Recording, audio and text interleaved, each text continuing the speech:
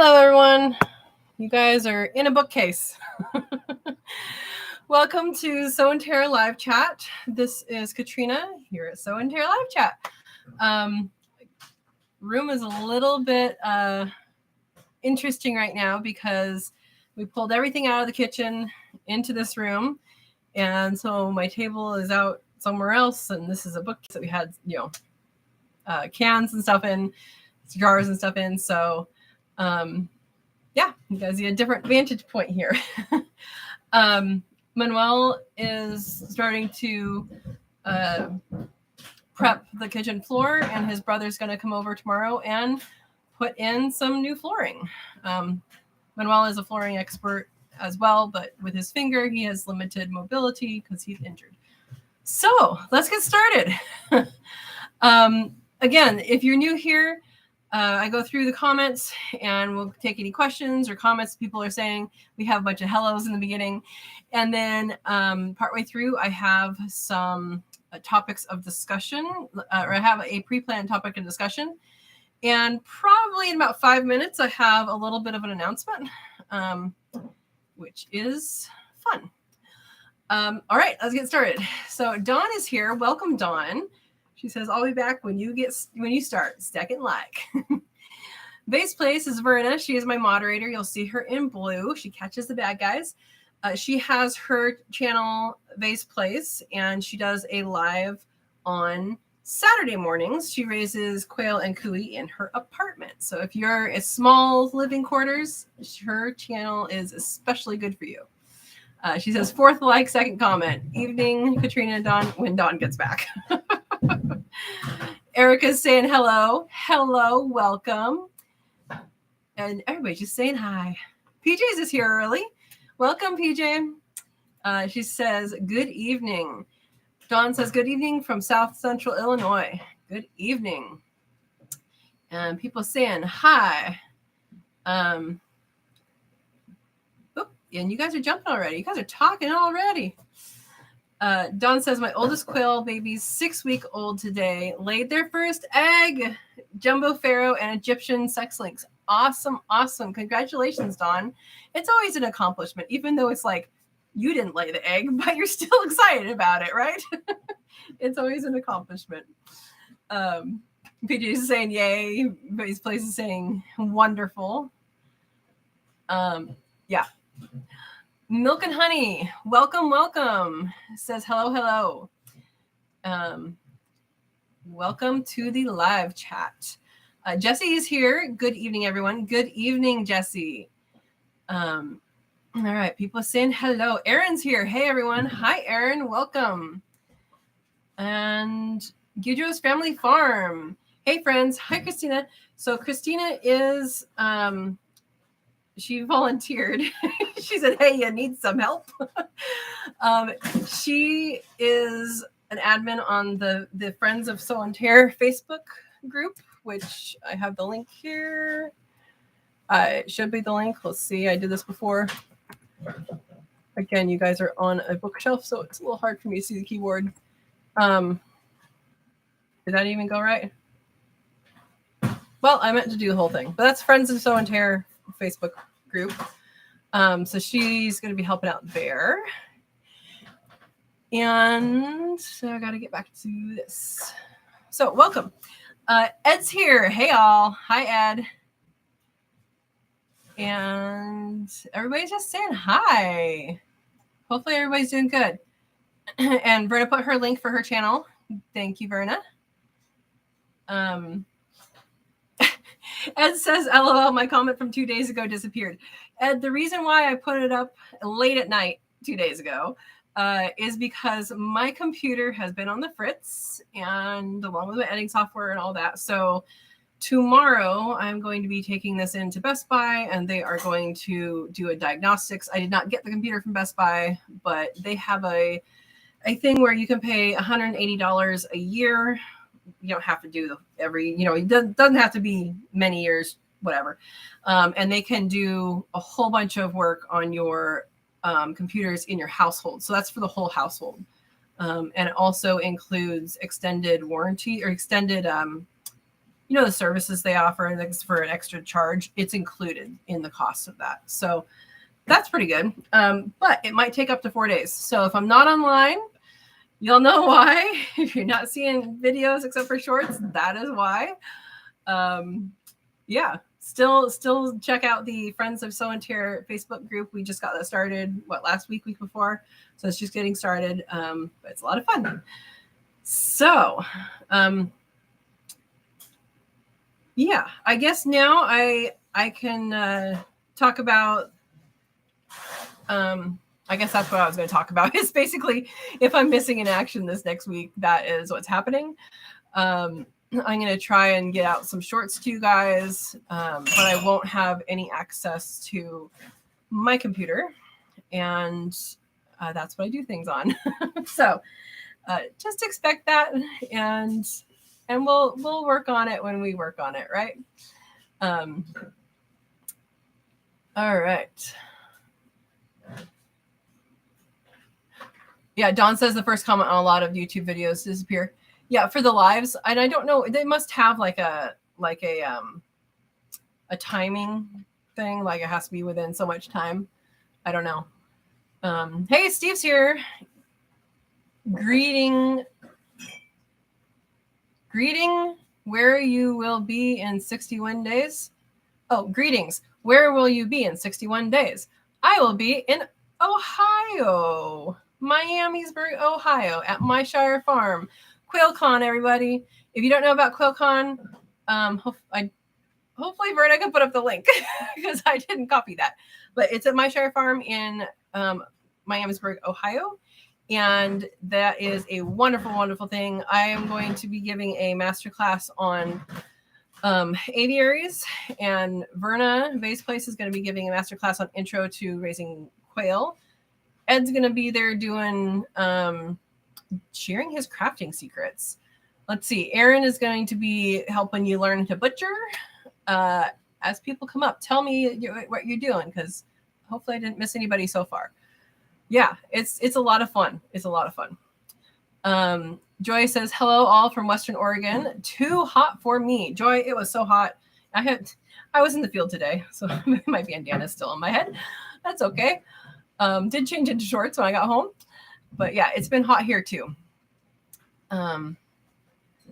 Verna's saying hey to Joy. Hey, Andy Rabbit's here. Hey guys. Way back to you. Aaron says, Steve, I'll be hanging out with some cool people. Yep. Milk and Honey says, it is hot. I'm Northwest Oregon. So Joy is also in Oregon. So you guys are both there. It is hot everywhere. Which brings up, I was just on the Sutton's Days is someone I watch for canning stuff. She's really good. And so we were just talking about that, and I brought up that it's so hot you can cook in your car, and some people did not realize that's an actual thing that you can do. So I figure I'll say that right here. It's not the topic, but I'll say that right here. If you have not checked out the cooking, I think it's cooking on your dashboard or cooking on the car. I don't remember exactly what I named the playlist, but that playlist is very short right now. But you can cook quail, you can cook rabbit. I have been cooking cookies on my dashboard for years. And if you like a crispy cookie, I like them chewy. But if you like a crispy cookie, the longer you put it in there, it's never going to burn. It will just get more crispy. And it's awesome. Yeah, so you can cook all sorts of things on your dashboard. So I encourage you to check out that playlist and tell me what you cook on your dashboard after you've done it. Comment in one of those videos after you've done it. Yeah. All right.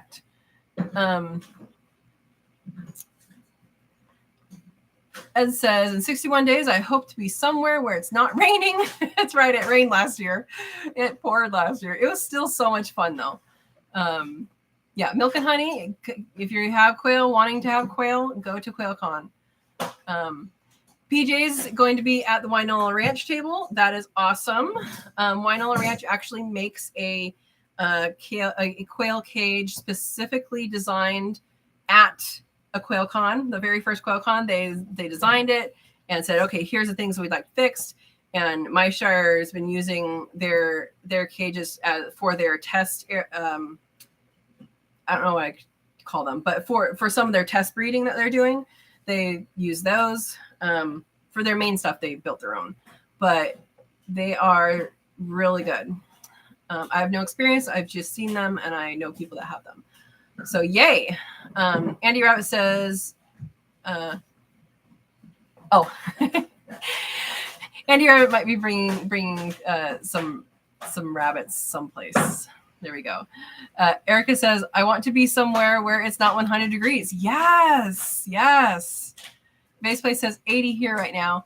I just opened the windows. It's 85 outside, 79 in. I don't have air conditioning, or because people were super smart in 1954, wall insulation. I mean, I could put it in, but I just haven't yet because, again, that's another cost. Yeah. And Milk and Honey says, I saw that. Saw something. I don't remember what, but that's good. Base Play says humidity makes it miserable. Yeah, so we don't have much humidity out here, which is good. Andy Rabbit says Sutton's Days. I watched her a lot when I was learning to can. Yeah, she's really good. She stays on top of things. So if ever I have a question on something, I'll go to her. If something that I'm like, hey, I wonder if this has been done, then go there. Thank you, Verna, for the Facebook page link. It says raining here. I love rain, but I'm inside. I like it when it rains at night, and I have the screened-in porch next to the bedroom, and that has the metal roof. So the rain on the metal roof sounds really nice. That's what I like. Jesse says, yes, I did. Hopefully I can capture my second doe. Went out yesterday, and they were both out. I caught one, and the other got into a fenced-in lot. I haven't seen her since. Jesse, did your rabbits get out? I think does and bucks we're talking about. Generally, we're talking about rabbits. If not, obviously those are deer as well. But I don't think we're talking about that. Don't know much about them. Milk and Honey. You got to watch some of my videos. You'll learn all about quail. They are awesome and tasty and all dark meat. We're talking Coturnix quail or Japanese quail. They're all dark meat, and from hatch to lay, who was it? Dawn? Did Dawn have one? I think that's who said it was. 6 weeks. 6 weeks to about 10 weeks. If they're jumbos, they tend to go later for their first egg. But that's really quick for eggs. If you have a chicken, it's going to be 6 months or later to have their first egg. And at 8 to 10 weeks, that's when you butcher. So you can have meat coming in all the time, and you don't have to have these humongous areas. You could have them in a cage system. I grow them in an aviary system. I do actually have grow out quail mobiles that I made, and I am still working on the video to make, which if my editing software gets figured out, I will continue to work on it. It's a lot of footage. Yeah. And Verna put my affiliate link for Quail University. Thank you. I missed that. Yeah, so Milk and Honey, check out some of the videos that I have, and check out, I would say there's a video I have for QuailCon, says what the program is. You check out that video. I think it says do you have tickets yet or something like that. Yeah. Yeah, and you'll want them because they are tasty and they're good and they're awesome.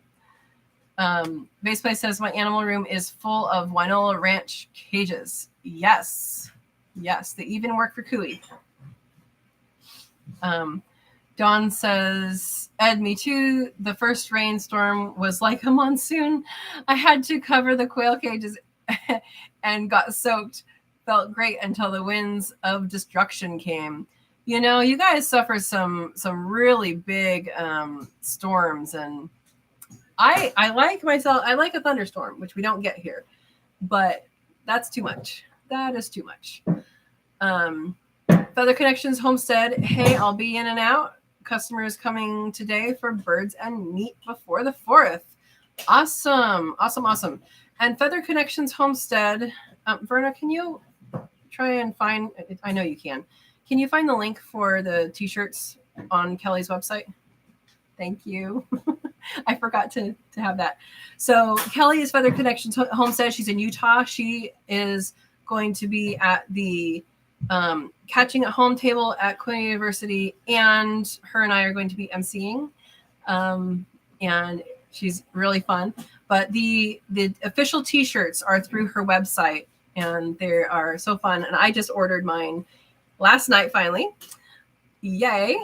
Oh, everybody's giving hearts. That's so fun. Yeah. Dawn says, I learn a lot from Sutton's days, canning and dehydrating, etc. Yes. She definitely knows what's going on. I've been doing canning for a long time. I've been doing dehydrated for a long time. I just started freeze drying. So taking along for that trip. So I do have a lot of preservation videos out there. I filmed some that haven't been out yet because of my editing software. But yeah, you can go back and look through if you're looking to can something this summer. You can look through my old videos, and then I'll be doing newer videos as we come into the more canning season. I definitely have, peaches on there, and I have all sorts of videos for canning. So check that out. But definitely Sutton's Days is a resource for sure. Yeah. Ed says, did you test your... No, I didn't. Ed, we pulled stuff out of the kitchen. There's nothing left in the kitchen.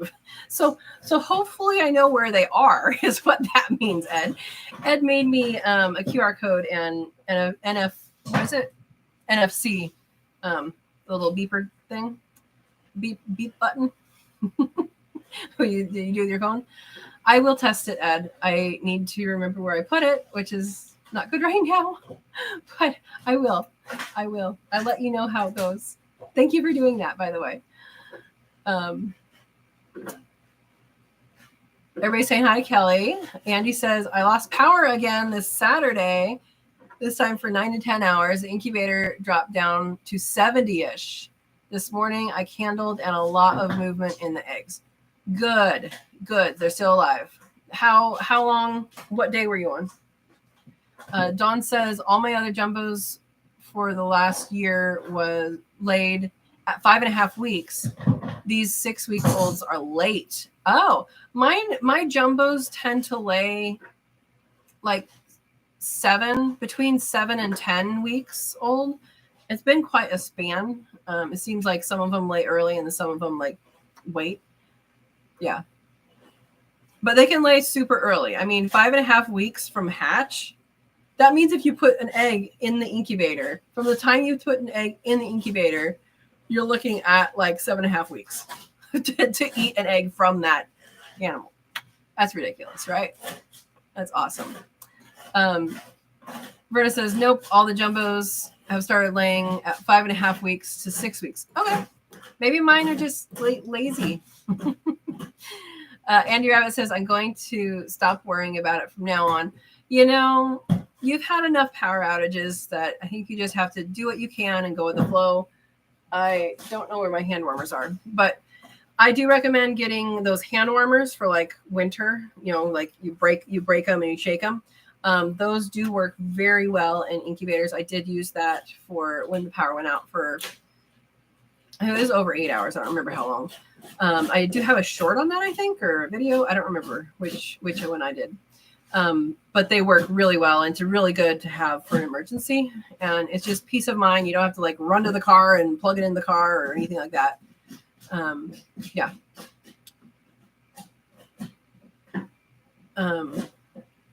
Milk Honey says, I definitely will look at your vids. Awesome.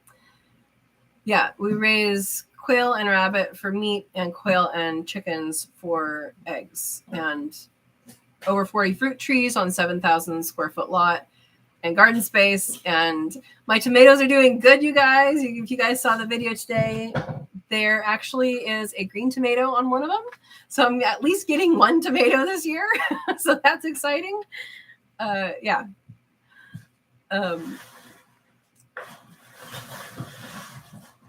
Andy says, Jesse, I hope you find her and catch her. Yeah, I hope so too. Verna says, I don't like the thunderstorms for the same reason I don't like 4th of July. Yeah, the loud noises that shake. I'm not a fan of the fireworks in town. We have a lot of, it's less than previous years, I have to say, but we have a lot of people who think that they're professionals and they're not. Yeah. Be safe, guys. Dawn says, my 2-week-old babies are out in the cage outside. And, ooh, you guys just jumped. Hang on.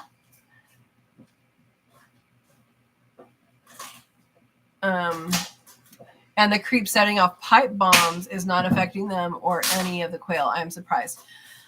Dawn, my quail have heard fireworks pretty much since the beginning. And when they're in the brooder, they're right next to the television. So when I lived here by myself, I didn't have a television. The quail room was a no technology room. I called it the library. Didn't have quail yet. And Manuel moved in and brought a ginormous television. But I think desensitizing them to loud sounds, and we kind of do that on purpose now, at least a couple times when they're in the brooder, watch a movie with shoot 'em up, blow it up kind of movie. They just hear loud sounds. But definitely they do hear the fireworks. And I've never had, the only 2 times that they've stopped laying here was when I started out, I had just a breeder set, 5 females and 1 male. And one of the cats, the neighborhood cats called Not Our Cat, that's what we named him.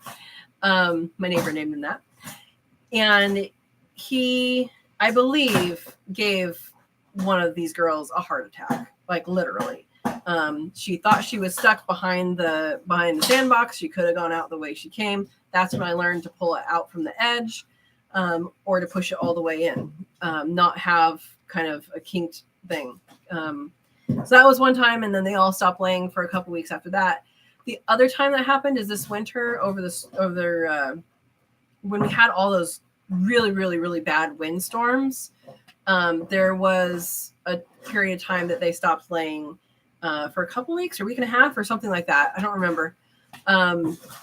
Because of the huge, annoying, loud, crazy wind.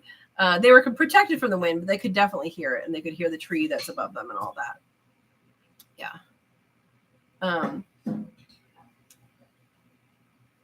And Verna says, get your t-shirts here. So that is a link to Feather Connections Homestead. That's Kelly. That's her website. That's the official t-shirt. You could also get a tank top, which I was talking with her and she's like, I can do tank top. Yeah. Steve says, my quails sit and watch the fireworks on the street too. Yeah, it's interesting because with the fireworks, so with quail, they react to certain sounds. They'll react to a jay going over, doing that call. They'll react to a crow going over, going that call, and they'll just stop and look up. And they don't react to the fireworks. They don't react to jets. They don't react to helicopters. They don't react to any of those. Blips they react to. They don't like that sound. They do this. And I mean, there's only certain birds. There's a Cooper's hawk that visits the neighborhood every once in a while. They do react to that call. But a lot of stuff they just don't react to. And I think it is that they're desensitized to it, or it's just not a predator, right? They recognize which calls are potentially dangerous. I don't know how, but they do. Yeah. Feather Connection says, "Aw, hey, thanks. Yes, now's the time to get the t-shirts. Got to order mine, but I can't decide which color shirt." That's pretty funny, Kelly. That's pretty funny. I got a blue tank. That's what I got. Dawn says, really? They watch the fireworks? They watch what's going on. They're very attentive, I think, to what's going on outside. Yeah. Steve says, Kelly, I told you to order a rainbow selection of colors. The money goes to a good cause. It does. The proceeds go to QuailCon. And Verna says, Kelly, I got to order a tank top. Yep. I told her that would be a good thing. Tank tops are always a good thing. Eventually I'll have t-shirts and I will be doing tank tops. I need to do my online store, but first I need my computer to be better. So we're just delayed a little. It's okay. Andy Rabbit says, my dog just tried eating through the front door. We were not home. I guess someone set off fireworks. Oh, yeah. Protect your dogs. So let's get into the topic of discussion. It's a little early, but the topic of discussion is fireworks and fire. So I want to make sure that everybody is doing things safe. And we're already talking about the potential impacts to your animals. My rabbits pretty much don't react unless it's super, super close. Then Tortellini really doesn't like it. The other ones are okay with it. I have not experienced very much with the new breeders, but Tortellini for the new people is a black New Zealand rabbit for meat rabbits. And the others just don't, they'll like go, oh, what was that? Okay, I'm done. And she's okay with the ones that are a little further away, but if they're like, this block, she doesn't like the big booms, and I go out there and comfort her sometimes if that happens. And the chickens don't care. They're sleeping. They don't care. They don't care about much. And the quail don't care. My quail, at least. So something to think about is to remember, if you are in an area that, let's say your neighbors do fireworks and there's nothing you can do about it, or you do them. It's a good idea to wet down any dry vegetation. Get rid of it if you're going to get rid of it anyway, but wet down any dry vegetation. That way, if there is a spark that goes, a little sideways, then you'll be able to, keep yourself safe. So that, and then make sure your animals, the locks on your cage systems, hutch systems, aviary systems are locked.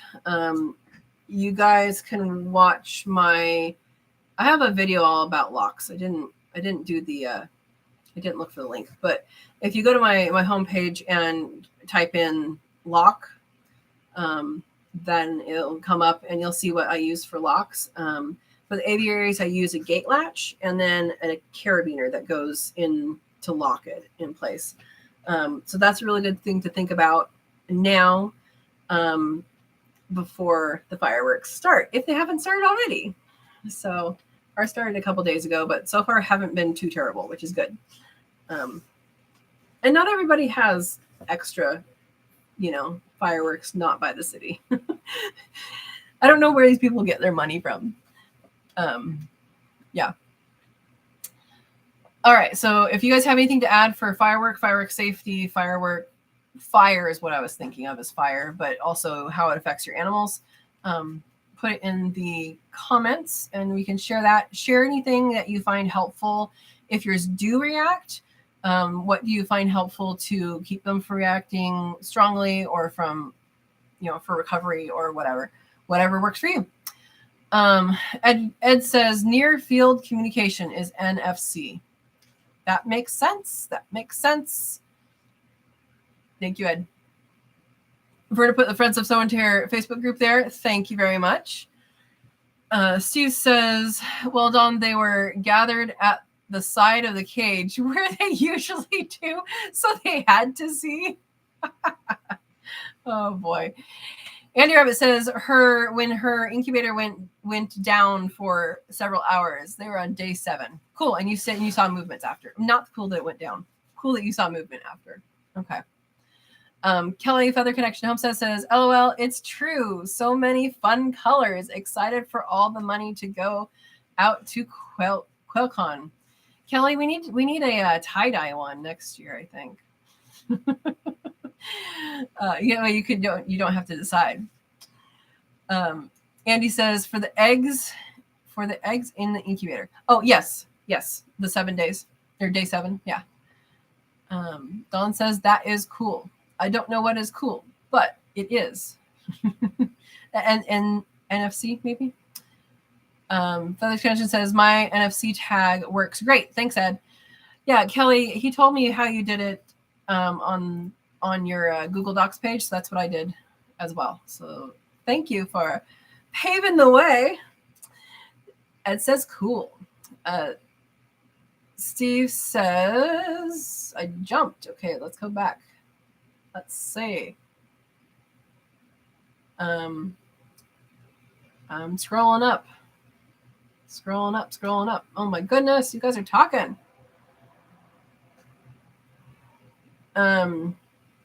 Steve says, what did you get last week for the flies? Somebody remembered to ask. Okay, I'm going to give background for new people here. Flies have been bad this year, and that's pretty much background. We put out fly traps, and that was working, but there was a lot of flies, so we put out more fly traps, and basically put out way too many fly traps. I think what happened is I'm in a neighborhood setting, so you don't know what all is out there as far as attractants, but I'm pretty sure that we just attracted everything from that wasn't there to the property, which is not good. And so we did end up using Quick Strike, which is a poison, which Zach with My Shire Farm recommended, and we used it, but it didn't seem like he uses it in the quail barn, which is on the ground in the quail barn, and outside is where we needed it. And so we get the wind, and so it doesn't quite have the same attraction for them. Manuel mixed up some stuff with it to be kind of more of a bait, and it worked wonderfully once we added that. So if you're having trouble using that, that would be one thing. We'll probably do a video on how we did those, because what we did is we made it so that other animals won't be able to get it, because it would, I believe, after reading the label, this is just me believing it, I believe it would have an effect on other animals if they were to eat it, and that the point is that the bait that is included in it attracts flies. So that's my baseline understanding of that, and I may be incorrect, and if I am, please correct me. But that is what we have been using outside, and using that to get rid of the adult flies while we were waiting for our fly predators. So this is fly predators. Oh, it has a QR code. Okay, I'll put it up there, see if you guys can QR code it. But that is what it is. They are little tiny bugs, and there's different species, and I actually don't know if it says the species on here. It says on the website the different species that they use, but you'll see here there's a bunch of fly larvae and wood shavings. Now the larvae have been predated. They've been parasitized, and so out of this, in the next few days, there should be some that hatch. There's one. Let's see. I saw them. They look like ants with wings. I think it's probably, I don't know if you guys see anything crawling around. There was one right over here. I'm not seeing it now. But they're teeny tiny. They look like teeny tiny ants with wings. I'm pretty sure it might be a wasp. I have to look it up though. So we're going to be putting these out in the next couple days. There should be enough hatched by then. You have to wait until a certain amount of them are hatched. And then we'll be releasing them. And they cover quite a distance, and you're supposed to release them near areas that are wet, areas that are potential for these things to grow. And so what they do is they parasitize the fly pupa or larva. I don't remember which, but they're a parasite of the fly. So that is what we're doing. I'm hoping that it's going good. I will let you know. And they do have a neighbor code, which I haven't gotten from them yet, but they call it a neighbor code. So I'll get you guys that when I get it. If we'll see how it works, and then I'll offer that to you guys. And yeah, so that's what I got. Thanks for asking, Steve. Somebody remembered. I had to bring them inside for this because I had them in the screen and porch. Yes. Aaron really wants to say hi. Kelly, or wait, Kelly. There's a bunch of L's. Andy Rabbit says, I live in town. We never lost power this many times in a whole 12 years. We've lived here until I started incubating. Did you over circuit the whole town? Oh boy. And Feather Connection says, hey, Aaron. Dawn says, you can take like a lawnmower battery and a cheap power inverter and run your incubator off of it.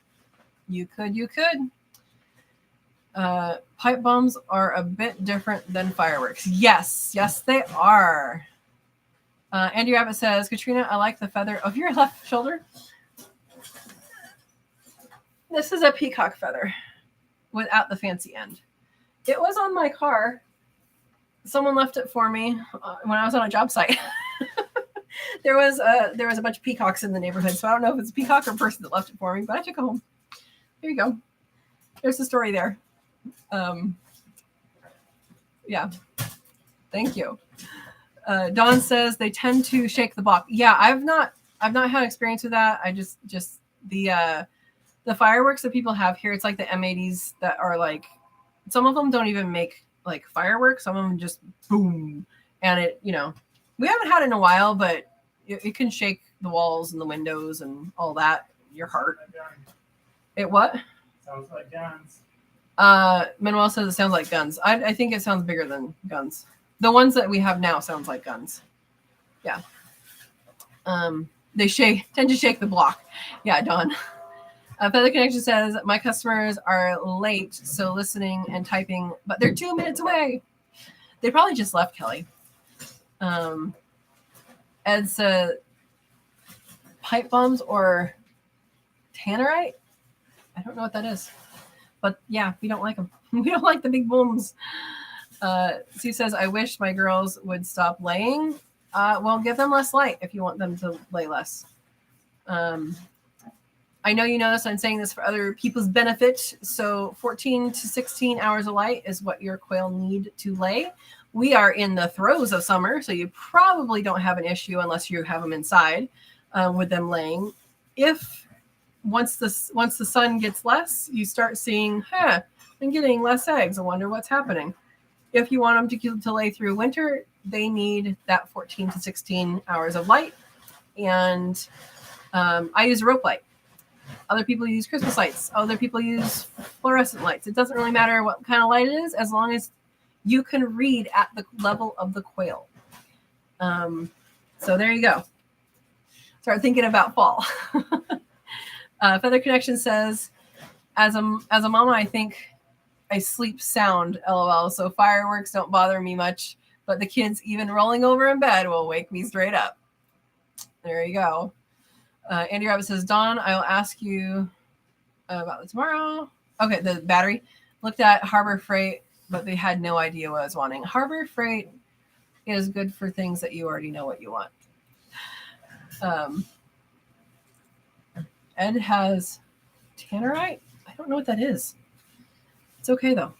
But the connection says, oh, shoot, Ed. Haha. Now that's the firework? It must be. I'm unfamiliar with it.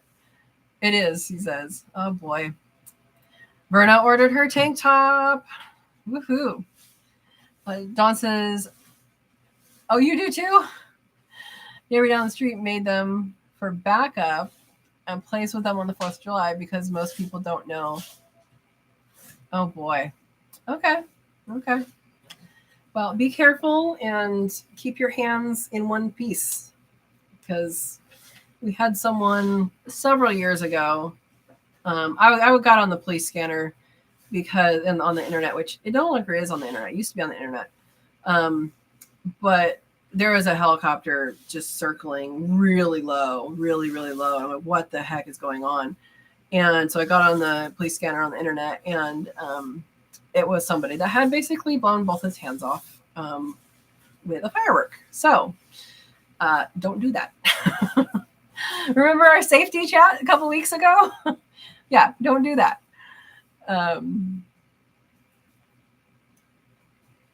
Yeah. Kelly says, thanks for your order, Verna. I just saw it pop up. All right. Andy Rabbit says, told me Harbor Freight had that one and the price, but they told me, no, we don't for that price. Yeah, that's always fun, isn't it? All right, have fun with the customers, Kelly. Don says, I'll ask hubby about it. They've told you the wrong size or price. Yeah, you guys can talk about that. Let us know, Don and Andy, what the end result is of that, because that will help other people. So we're talking about a lawnmower battery that can be hooked up to an incubator. And that's really good for when the power goes out, which is happening more and more, apparently.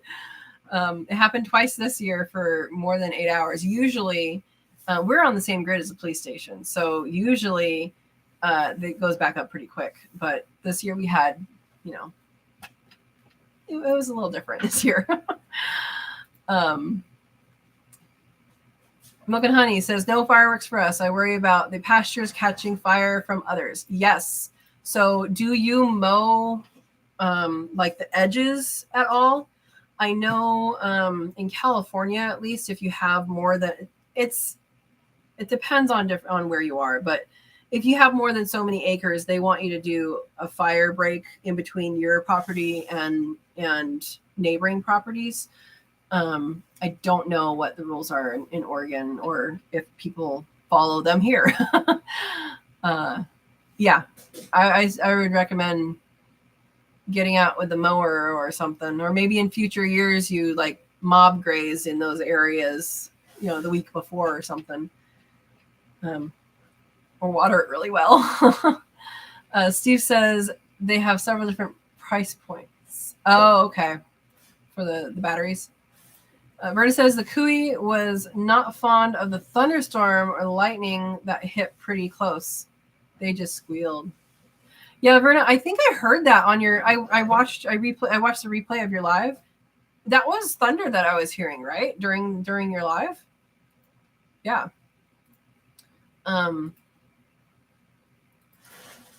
Oh, okay. Ed's getting clarification. Pipe bombs are super illegal and tannerite isn't. I don't know what it is either way. It's okay. As long as you're safe and do legal things. Andy says, put up big wind chimes around the rabbits. The fireworks won't be as bad. The more noise they hear, the less loud noises will scare them. That is a wonderful, wonderful thing to do, Andy Rabbit. So did everybody hear that? I'm going to say it again. Put up big wind chimes around the rabbits, and that will desensitize them. Well, one, desensitize them, but two, they won't be able to kind of distinguish what's going on in front of them versus what's going on out there, and they get used to what's going on in front of them. I do that when we're working with power tools around the animals.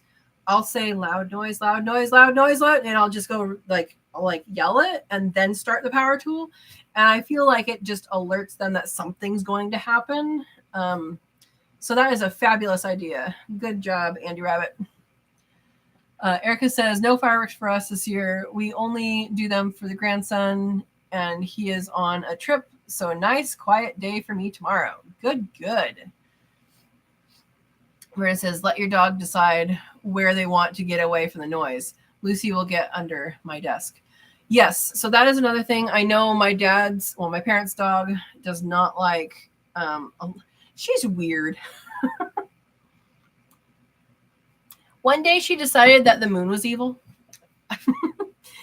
She's like, oh, time to walk back to the house. Wait, what's that thing in the sky? It's very scary. Let me run home. She doesn't like hot air balloons. Anything up is very weird. But yeah, I don't think she doesn't like thunderstorms either. And I know for some dogs, a thunder vest works. I believe it's neoprene. It's like it doesn't like squeeze, but it gets pressure on them. And that's like comforting. It's not going to fix their anxiety, but it has the potential to help them for some dogs. But yeah, make sure dogs usually have a place they go when stuff like that happens. So make sure that's available to them, and maybe crawl under the desk with them or be there with them. I think that's a good idea. Yeah. Dawn says, I know the power inverter he got for the wind turbine charging battery bank in the garage was under $35. Wow. Yeah, Don, share that information with us when you ask him about the other stuff for Andy Rabbit. Share that information with us. I just will have to ask what we need for sure. Yeah. John's here. Welcome, John. MacGyver quail. Yeah, maybe. Britta says, not talking much as left hand is giving me fits. Uh-oh. I'm sorry.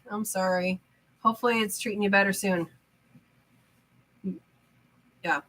Milk and Honey says, we keep everything pretty well mowed. Good. That reduces your risk, which is good.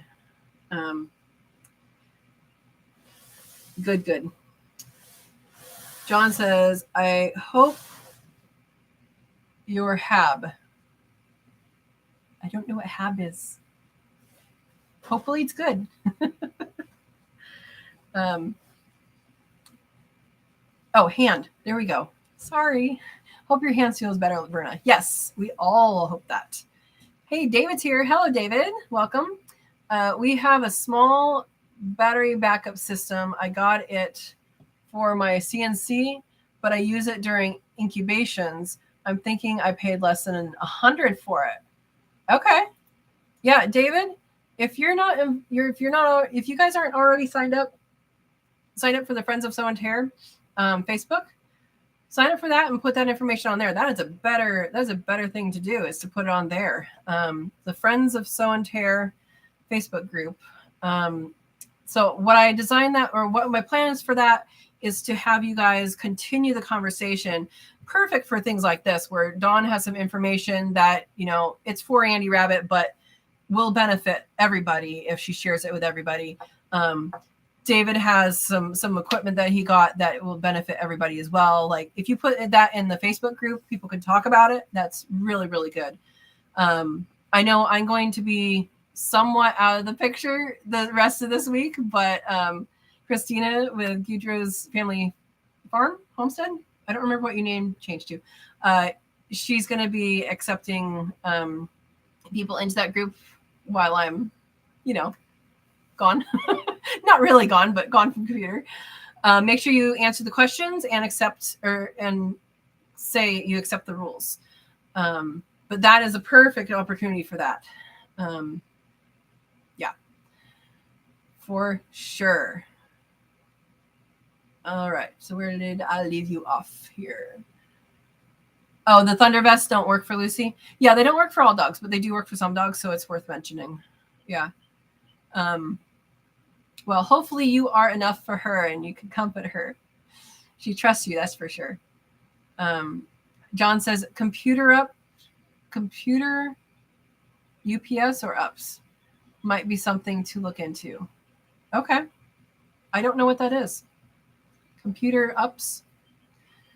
Verna says, it is a tendon problem in my broken wrist. Oh, I'm sorry. I don't know what to do for that.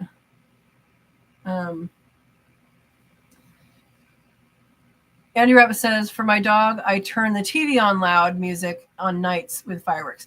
Yeah, so Andy Rabbit has a continuing theme of, hey, it's loud right now. You don't care about what's loud over there because you're okay with what's loud right here, right? That's a great tactic. And it softens the shock of the sound that's bigger or farther away if you have things going on here. There's a lot of people that leave the television on or the radio on for their dogs when they leave, because that gives them a sense of someone being there, or also it can deaden the sound from outside. Like if they're barkers and they bark at everybody going by, it can reduce that by kind of deadening the sound a little bit. They're still going to bark, but yeah.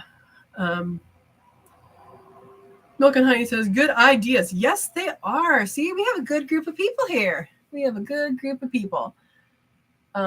Dawn says, I'll share the info next week. If you'll remind me, I'll save it. Yes, and share it in the Facebook group. If I don't remember if you do Facebook, you might not do Facebook. I think you do. I don't remember. If you do, share it in the group. If not, come back here and tell us about it. Don says we use UPS systems, and my incubator is always on a UPS, but you can't run your incubator on it for several hours or a week at a time. Okay. Hey, Diana's here. Diana Tuttle Top Farm. Welcome. Hey from Kansas, she says. Welcome. We're talking about fireworks is the topic of discussion today. If you have any, you guys just jumped. Let me scroll back as I try and find where we were. While we talk about fireworks, talk about anything you do for your animals, for preventing fire, for even your dog or cat. That's what we're talking about right now. Because that's tomorrow, which is also my mom's birthday, because all fireworks are for her. Really cheap birthday parties when she was a kid, I think. All right, I have to scroll up. Man, you guys are talking. I'm way behind. That's okay. That's okay. Oh, I scrolled too far. Hang on. I lost you guys.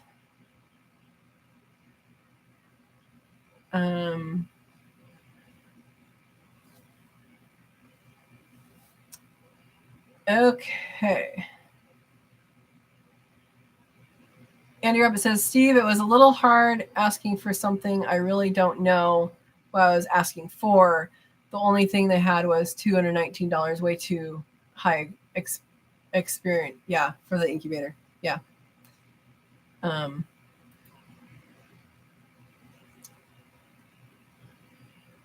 Ed and Don are talking. I'm going to let you guys talk.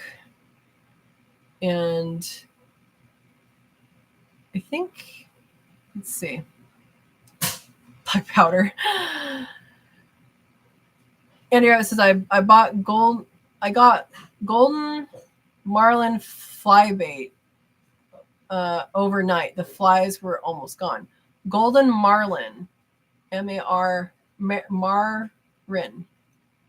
Malrin. All right. Is that for outdoor use? Yeah. It says, yeah, you have a lot of that big problem. If I have a house fire, yeah, you don't need to do that. Dawn says to Andy Rabbit, your fly bait is the best stuff ever. Okay. Golden. I'm gonna look this up. I have to see where my computer is. All right. I'll look that up later. PJ says, I got some Quick Strike 2 put in my fly catchers. It didn't do much. Sprinkled on the floor in the quail room, and it got anything that landed on the floor. Yeah, that's what we were finding, is that it wasn't actually attracting them. Once we put something in with it to attract it, then we were catching flies, and they were dying right there and flying off and dying as well.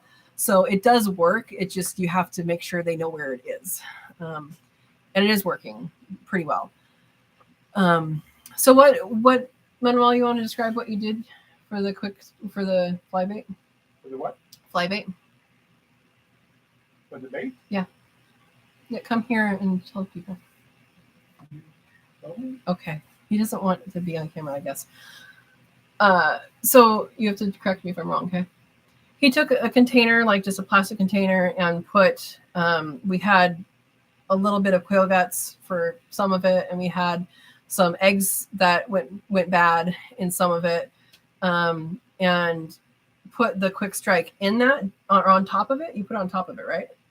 And then on top of that, he put a piece of hardware cloth. Well, actually, it's a piece of old rabbit flooring, and tied that onto it so that animals didn't get into it. Is that it? Yeah. Yeah. Anything else? peach juice too? To make Peach it extra juice, fragrant? because we had peaches to make it extra fragrant. Okay, so that's what he did. And it's been working. So, yeah. Andy Rabbit says, I love this fly bait. Awesome. Awesome. John says, good evening. Happy pre-4th of July. Happy pre-4th of July. Ed says, Dawn, good news. It would probably put out the fire. Oh, gosh. You guys are still talking about that. People saying hi to John.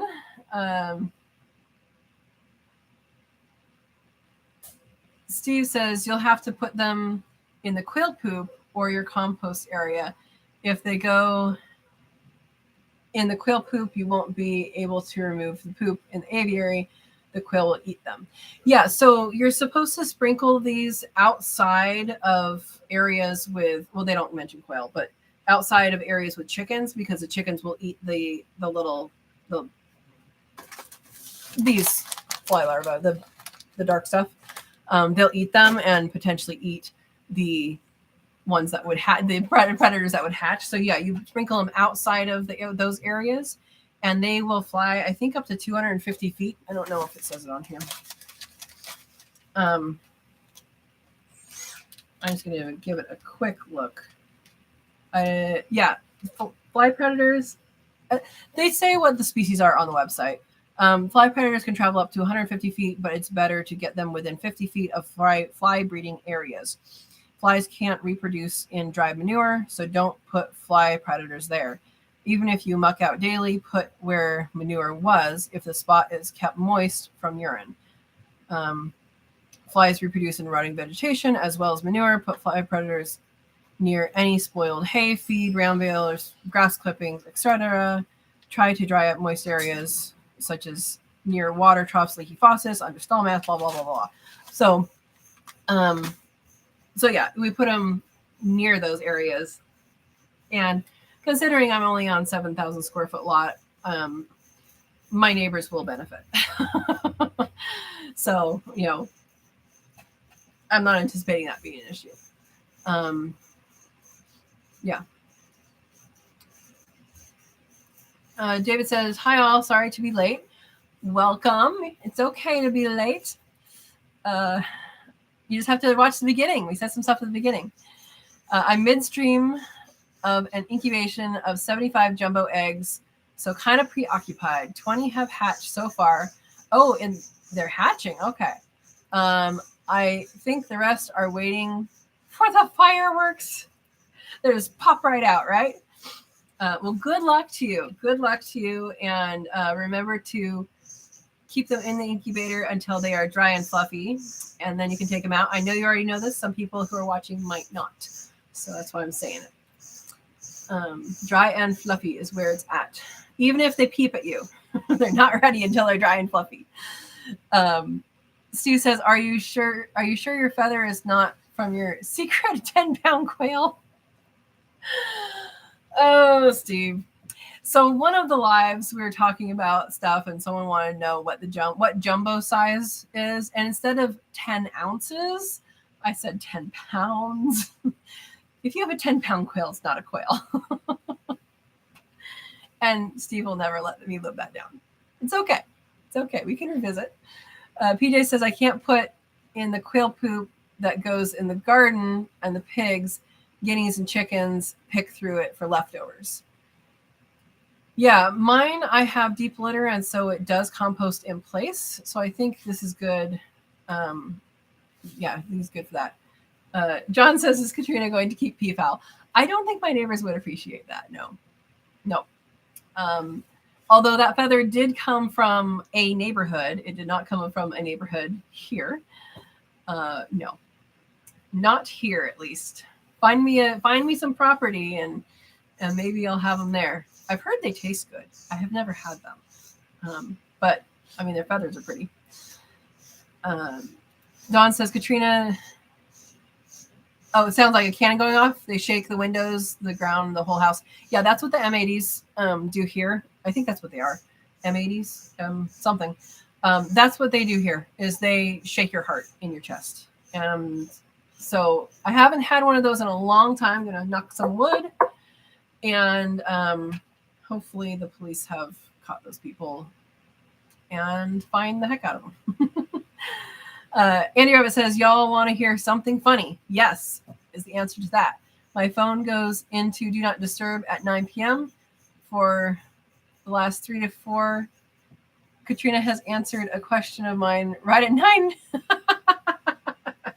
You got to rewind that. That's pretty funny. Brenda says, dang it, we'll have to wait until after midnight to take Lucy out. Oh, yeah, people are already doing their stuff. That sucks. Stump removing? I don't think so, Ed. Oh, boy. Andy Rabbit's laughing at Steve. I love 10-pound quail. Yeah, Don's agreeing. That's funny. Change it to 901. John says. David says, wait, what? Enough light to read by? Quail are supposed to be able to read? Boy, you missed a lot, didn't you? They're supposed to know their ABCs by like 3 weeks old? No. It is just a measure. I'm sure you know this. It's just a measure to measure how much light there is. They don't need a whole lot of light. They don't need, the neon lights. Just enough for you to read the quail a story at their level. How about that? Andy Rose says, good one, John. If I can remember how to get it to change it. Steve says to David, you have to help them with the big words. Oh, boy. PJ says, I think I ordered a tank top, but I thought I had placed my t-shirt order before I hadn't. So if it doesn't show up soon, I'll reorder or actually order. You could just end up with 5 shirts. Andy Rabbit says, no, if you teach them to read, they will know what they should do. Mine can't read. They don't go by the book. Yeah. Animals don't always go by the book. They don't read the textbook we write about them. Don says, I know the power inverter he got for the wind turbine charging the battery bank in the garage was under $35. I just will have to ask what we need for sure. Yeah. Wait, you guys just jumped way up there? It just jumped for some reason way up there. Let me find where we are. That was really weird. It just jumped. And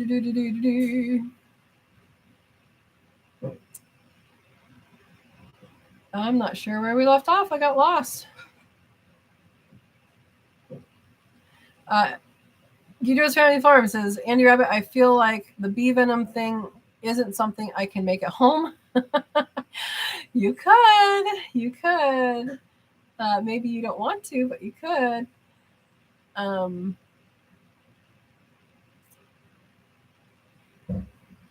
John wants to know from David, what do you make with your CNC?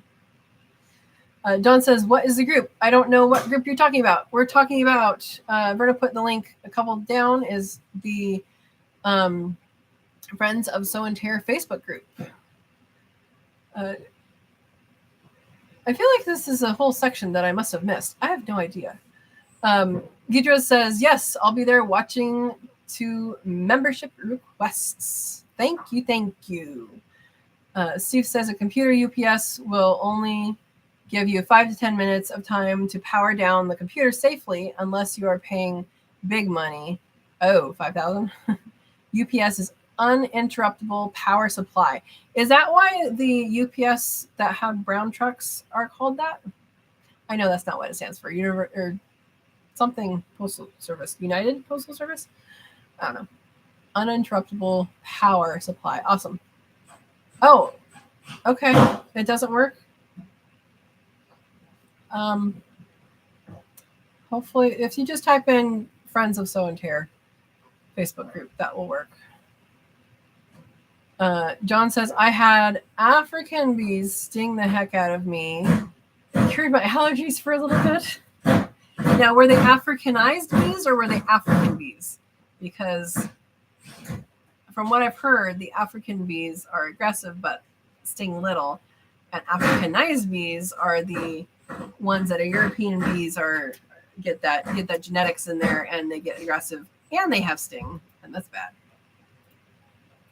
Dawn says, I already follow it as a page, not as a group.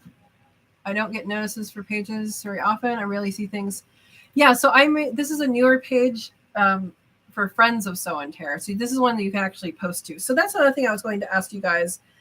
So I have several of you are following the Sow and Tare Facebook group, and pretty much all I've been using it for up to this point is to repost the videos. Every once in a while I'll put something else on there, but that's kind of like a place like do that. I'm planning on using that more for a lot of other business stuff as I go in that direction. And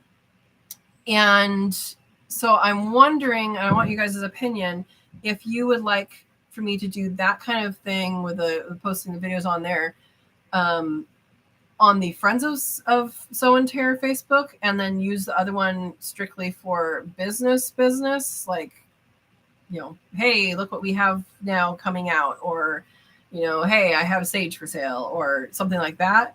And then use the Friends of Sow and Tare for that. If you guys think that's a good idea, or if you like it separated, let me know. This is my first time doing any of this, so let me know.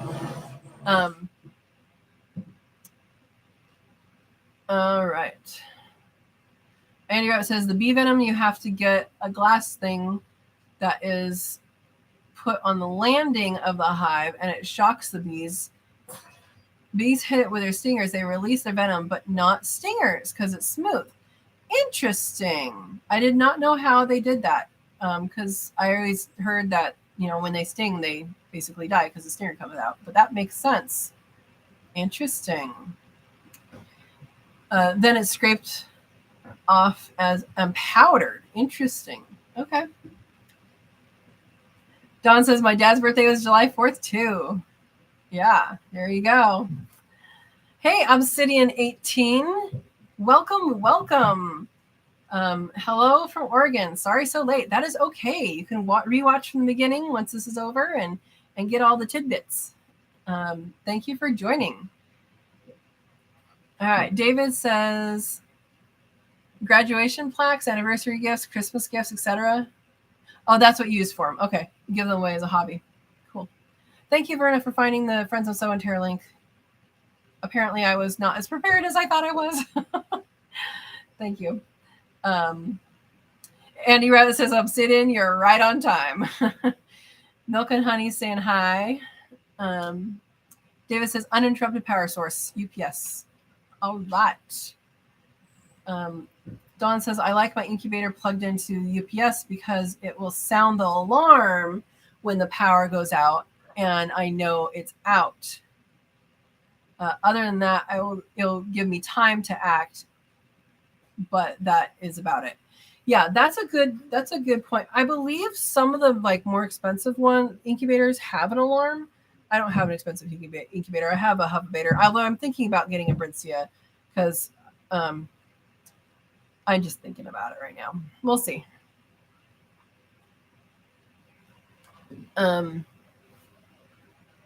Yeah, I know some of the more expensive ones have alarms on them. The bigger ones, at least. I don't know about smaller ones. Steve says, golden Malaran. That's how you say it. Malaran is made by the same company makes Quick Strike. Interesting. Interesting. Okay. I wonder if it's just the delivery system that's different, because I know Quick Strike, when I looked it up, it also had a vertical thing that you hang and the flies come to it and then drop. That seemed a little more hey, I'm going to use this and then I'll just throw this whole thing away when it's done. I don't know. Diana says, I missed some about bee venom. Where do you guys get it? My husband and I have arthritis and I haven't heard of it. Andy Rabbit is the one to ask about that. And she says, I could message you all on it. Can do. Andy Rabbit, put it in the Facebook group as well. That way we'll know where to go. She uses it, I believe, for pain It's used a lot for pain, and I don't know what else it's used for.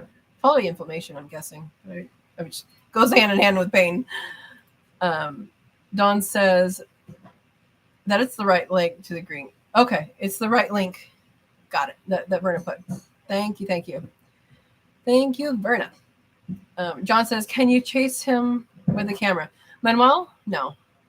He's actually tearing apart the floor in the kitchen right now, or prepping it, which you guys will see a video on, and hopefully his brother will be okay being filmed. If not, we'll just do, hey, this is what happened, and then this happened.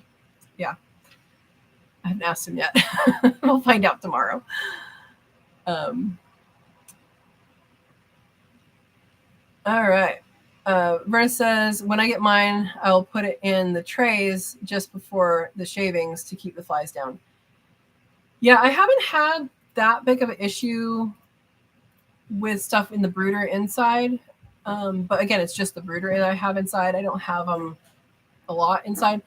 I have to say, before this year, I hardly ever got flies in the house. My neighbors, some of my neighbors did, but I generally don't have the doors open. I have a security door on the front and, screen doors that I can open. Other than that, but I know the screen doors this year, for some reason, they're slipping through that little crack between that and the glass door. So, yeah, there you go. Andy Rabbit says, I buy my local farmer's market, but they do mail it, I believe. They have a phone number. Yeah, Andy Rabbit, put that in the Facebook group, because I know you talk about it a lot, and I know that it helps you, so it can help other people.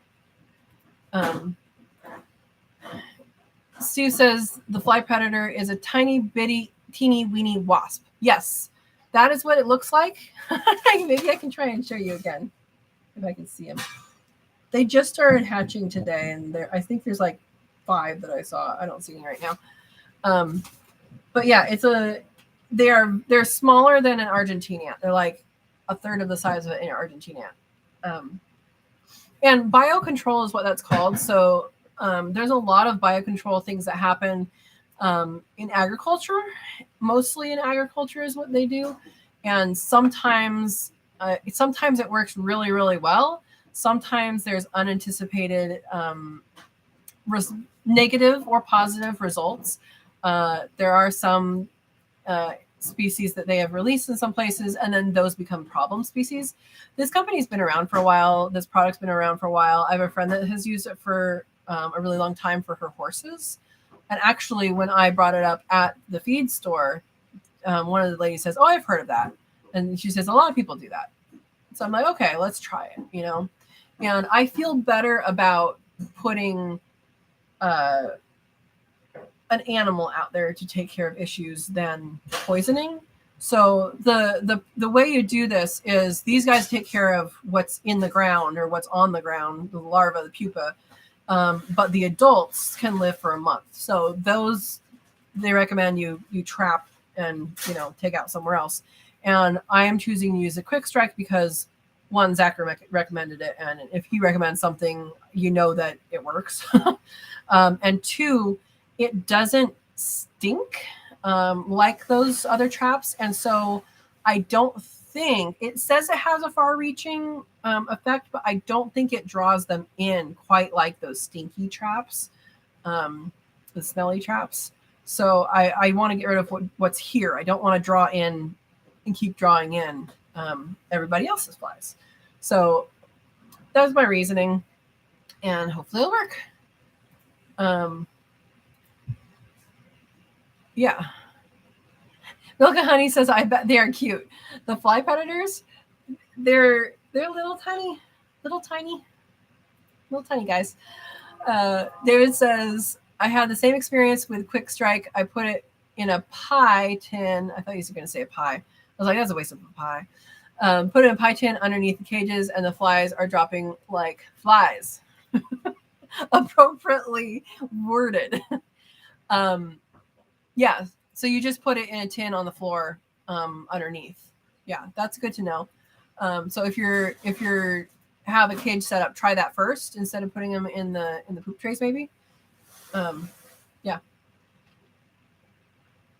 And John says, I wonder, quail turkey cross. Probably not. Probably not. I mean, you could probably cook a quail inside a turkey. That probably you could do. You know, like a turducken. But you can do I don't know what you would call it if there's a quail inside all that. And Verna says that's what she plans to do. Yeah. PJ says, I'll try putting a dish of quick strike under the quail in tray. That might work. Yep. 9 p.m. again. Milk and Honey says, I got to run to have to water.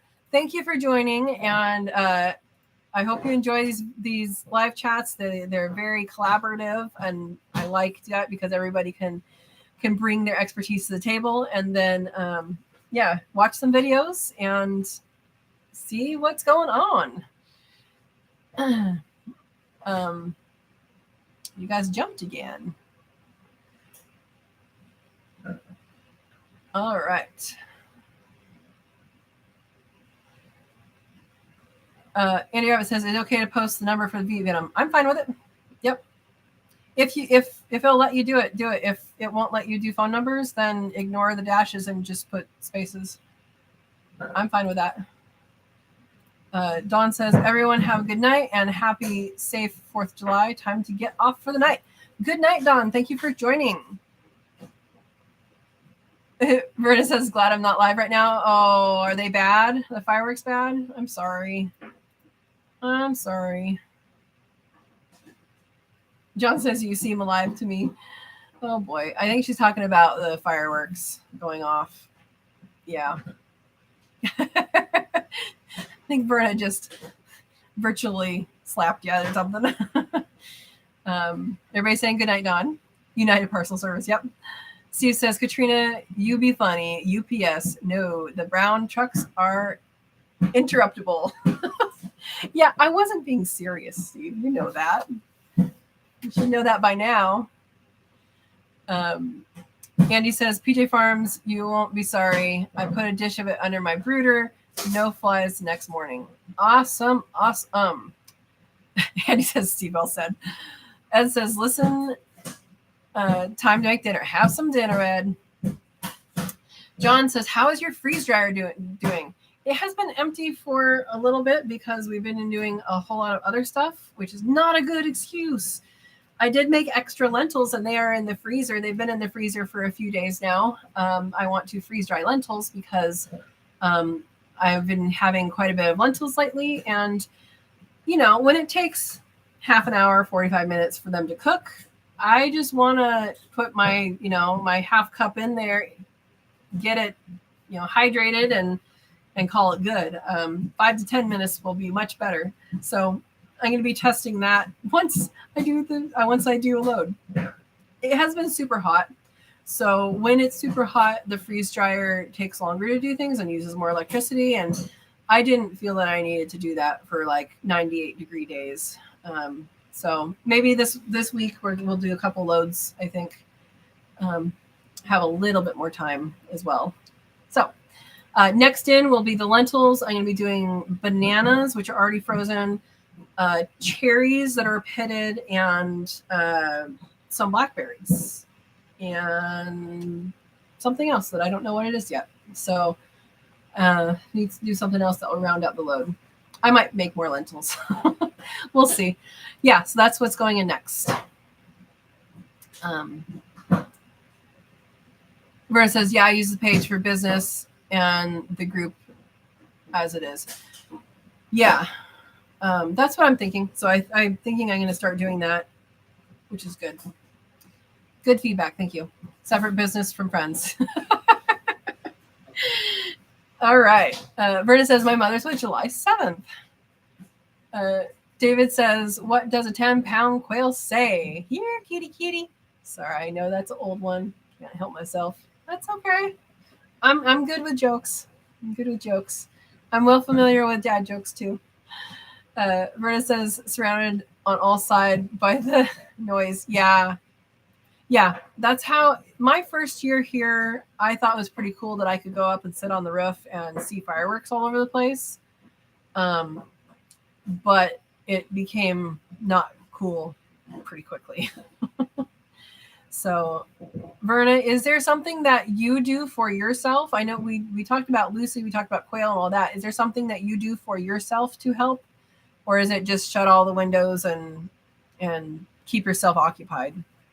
Because that's useful for people to know as well. Andy's laughing at David. Headphones. Yeah, Andy Rabbit says headphones won't help Lucy. Yep, that's true. John says, what do you call a cow with no legs? Ground beef? John, we're going to get along just fine. David says the sounds of low groaning in the background. Steve says golden Malaran flybait has been discontinued by the manufacturer. I wonder if they had a rebranding. I wonder if that was it's the same thing and they rebranded it or merged or something like that. Thank you for looking that up. Andy Rabbit says, Steve, I just bought 2 10-pound buckets of it. Tractor Supply had on sale. I thought it might be going away, so I grabbed some. Yeah, usually if Tractor Supply has it on sale, like clearance, it's gone. Yeah. Yep. Steve says, if you like it, buy what you can before it's sold out. Yep. Andy Rabbit says, thanks for telling me. 2 other feed stores still have some. I'll grab a few more tubs of it before it's gone. Steve says his ingredients are different than Quick Strike. Okay. Zavelza Designs. Hello, everyone. If I said your name incorrectly, let me know. Welcome. If you have any questions or discussion topics homestead related, go ahead and put them in the chat. We're talking about what are we talking about? All sorts of stuff today. Mostly fireworks and flies. Yeah. Andy says it's potent stuff. Yeah. Oh, it's methomyl in golden Malaran. Okay. Hey, Glowy's here. Welcome, Glowy. Hope you're doing well. There was something we were going to check in with you on. How are your quail doing in their heat? I don't remember what you were going to do. Oh, ants. Yours was an ant thing, right? Did you try the quail and the ants? I am curious. Andy Rabbit says hello to everyone. Everybody's saying hi. Getting snow pea a day. Verna, I have tried for years to grow enough peas to freeze, and it doesn't happen. There's usually not enough anyway. And then when there is enough, I just sit in the garden and eat it for dinner. Yeah. Yep. Steve says 1 pea a day, probably 1 pea pod a day. Yep. Yeah, Steve, they come on slowly, and if it's hot, they're going to be producing less or producing probably quicker, but yeah. Verna says that is all that is big enough to pick so far. Yep. My green beans, oh my gosh, some of them they're really, really tall. Some of them are probably 2.5 feet tall, and I have flowers starting on most of them now. So took them a while to get started, but hopefully we'll have a good harvest. PJ's dad's birthday was July 8th. We have a lot of July birthdays here. Steve says, well, that's more than I got. Yeah. David says, our snow peas gave up the ghost. It's been 100 plus degrees here for the last couple of weeks. Exactly. Yeah, it gets too hot. Yeah. Verna says, I take an anxiety pill when it gets bad. Yeah, so we're talking again about fireworks. Yeah. Hopefully that's helpful. And Verna says, my tomato is starting to get a blush on it. Awesome. Oh my gosh, Glowy, it's 115 degrees here in Mirage, Arizona, right? Texas? Arizona. I think you were Arizona. Hot, hot, hot. Been having to go out every hour to trade out with pre-frozen water and cut up milk jugs so the quail can sit in them to cool off. Poor things. Yeah, that's hot. That was the maximum it hit here last summer, and I'm hoping we didn't get nowhere near that. Andy Rabbit says, yes, Verna, it won't be long now. I got my second ripe tomato this weekend. Can't wait till there's too many. Exactly. Yeah, Glory says egg production has dropped too. Arizona. Yeah, egg production can go down when it gets super, super hot like that. I've never had it stop completely though. So some of them don't lay as well. They are stressed. I mean, take that into consideration. But they have to push that thing out every day, right? And yeah, it can get reduced when it's super hot, but they shouldn't stop. If they do, they do. Give them a break, you know. David says cherry tomatoes and cucumbers from the garden in our salads for the last 2 weeks. Yum! Awesome. No cucumbers here yet. I have my crookneck squashes. I separated because they were volunteers, and then I did plant some, and so we have lots. And I planted some of those volunteers in other places, so they weren't all right here. And we have some flowers going with that as well.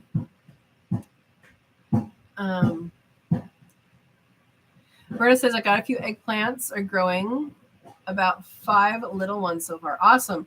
Eggplant is something that I have had do really well here if they're smaller, like the Greta's eggplant, little white one, long white one. The bigger ones, I pretty much have only gotten a couple per plant, so I kind of don't think it's worth it here. Other people might be more successful, but the smaller ones work better here. Verna says she has some cucumbers, but not big enough to harvest. Yeah. And amaranth has sprouted faster than I thought it would. Will be a month before I can harvest some of the leaves. That is awesome. I have yet to plant my amaranth. Andrew Abbott says, I got a zucchini off the volunteer plant that I have no idea where it came from. I never grew zucchini before. Came from a neighbor, came from a bird, something. Yeah, Steve says, did you drop one on your way to the compost pile? That's a really good point. Most of the time, the zucchinis you buy in the store don't have mature seeds, but if you got a big one, then maybe. The reason why I have what is it called? Goldenberry. What's the other name for goldenberry? Cape gooseberry? Anyway, ground cherry. There we go. The reason why I have ground cherries is because I bought some at Safeway. Yeah, don't buy ground cherries at Safeway. They're not ripe. They were not picked ripe. Ground cherries should only be eaten ripe. Ripe is when they come off in your hand or they are already on the ground. And I'm like, these are nasty. So I gave them to the worms. I do worm, vermiculture. It's a worm composting. So if you're interested in that, I do have a video on that. But I forgot about them. I'm like, oh, these are nasty. The worms will love it. And they did. But the thing about vermiculture is they do not eat the seeds. So the seeds either decompose or they sprout and then the worms will eat the sprouts, or they just stay there. And what happens when you take it out and mix it in with things and water it, I have these plants now that I didn't plant on purpose. They just showed up. So that's how you can get ground cherries to show up in your yard. Yeah. Assisted volunteers, I guess we should call them. Andy Rabbit says, no, we haven't had a zucchini in years here. Yeah. Verna says maybe a bird pooped out a seed. That's a big seed to poop out. True. It could be. Yeah. Yeah. Andy Rabbit says, I ain't paying stupid high prices for them at the store. Yep. Very true. I am None of my black beauty zucchinis came up. I have no idea why. The crookneck squashes all came up. No idea why. So I was going to replant them. I still might. I have some time, but yeah. Andy Rabbit says the funny part is it's in my pepper plant. Like I planted it. Oh, so it's like evenly spaced. Did you forget? Did you buy one at the nursery and forget? Did one of your grandkids buy you a plant secretly? That would be hilarious. If your grandkids just had seed packets and went out there and planted things for you. Yeah. Yeah. All right. So I have an extra topic of discussion. It's not really a topic of discussion. I just need or want your opinion. Some of you may have noticed I got partially monetized, which is pretty cool.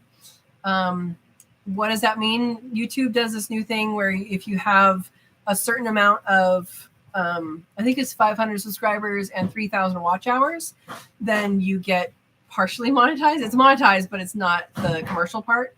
So, and it's still 4,000 watch hours and 1,000 subscribers for full monetization, which again, I hope to do this as part of my business. Right now I work full time, but this is my side fun thing. But what they do allow is the thank you $, and super chats. I think I'm not asking you guys to do that. If you want to do that, that is great. But I feel weird asking for that. But what they can do is, thank you, Verna. What I am able to do is do membership. And I think I do want to do this, and I want to do it so that it's in a way that's accessible. So here's my thoughts. And I want your opinions on what you think for yourself, what you think for the group, what you think for people you know. And this is what I'm thinking. So right now, I want ideas of what I can offer in a membership before I offer a membership, because that just makes sense. Right now, I'm wanting to do a members only live for cooking. So I want to do a Cook With Me live monthly for members only. And what I would do is I would put it in the community chat or the community part in YouTube. Hey, if you're going to be on this, here's when the event is, here's the ingredients you need. And that way we can cook together. And so I think that's a really good idea to do. And that's what's in my head right now. I don't know what else we can do. We can think of different things, but I want to make it accessible for people. And the way it's set up is you have a tiered system. So people can sign up for any tier. I feel that if you're wanting to get into a membership and you're willing to pay for some extra thing, it should be the same thing. So the way I would do it is whatever tier you choose to pay for, that is what you pay, but everybody's getting the same experience that is a member. So that is my, I would like to make this a monetary thing, but also don't want to say, oh, these people aren't going to get it. And you have to do this, you have to do that. I just want everybody to get the same thing for that. So I'd love to hear your opinions, your thoughts, your ideas. If that sounds like a good thing, and have a Cook With Me monthly live, which I think is really fun. I think that'd be fun. So let me know what your thoughts are. If you think that's good, if you think it's not good. Nothing will change for the channel. So we're still going to do weekly lives. We're still going to do, the videos, the weekend reviews. We're still going to do all the things that's happening now for everybody for free. Eventually the commercials will actually pay me, hopefully, but right now they're not. Then the extra membership will be the extra time that is put in. So let me know what you think, and I will scroll up and see what you guys were saying while I was talking.